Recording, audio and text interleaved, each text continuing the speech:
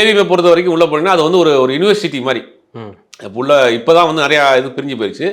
முன்னாடி போனீங்கன்னா தமிழ், தெலுங்கு, கன்னடம், மலையாளம் இந்த 5 லாங்குவேஜுடைய மொத்த ப்ரொடக்ஷனும் ஏவிஎம் தான் நடக்கும். ஏவிஎம்குள்ளே போனீங்கன்னா ஒரு வரிசையாக ரூமாக இருக்கும். அந்த ரூமில் பார்த்தீங்கன்னா ஒரு தமிழ் எடிட்டர் இருப்பார், ஒரு மலையாள எடிட்டர் இருப்பார், ஒரு தெலுங்கு எடிட்டர் இருப்பார், ஒரு தமிழ் படம் நடந்துட்டு இருக்கும், மலையாள படம், அது மாதிரி ஃப்ளோர்ஸ் இருக்கும் நிறையா. Shooting floors AVM C P இந்த மாதிரி ஃப்ளோர்ஸ் இருக்கும்.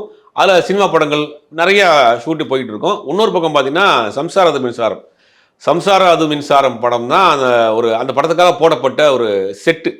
அந்த வீடை பார்த்துட்டு போக முடியாது, அது ஒரு செட்டு. அதை நீண்ட நாட்களாக சம்சார மின்சாரம் செட்டுனே பயன்படுத்தியிருந்தாங்க. அது படத்துக்கு போடப்பட்ட செட்டு அப்படியே ஷூட்டிங்காகவே அது அவ்வளோ ஸ்ட்ராங்காக போட்டிருக்காங்க செட்டு. ஒரு கிட்டத்தட்ட ஒரு 20 வருஷம் அந்த படம் சம்சார மின்சாரம் செட்டு தான். படம் ஷூட்டிங்லாம் அங்கே தான் நடக்கும்.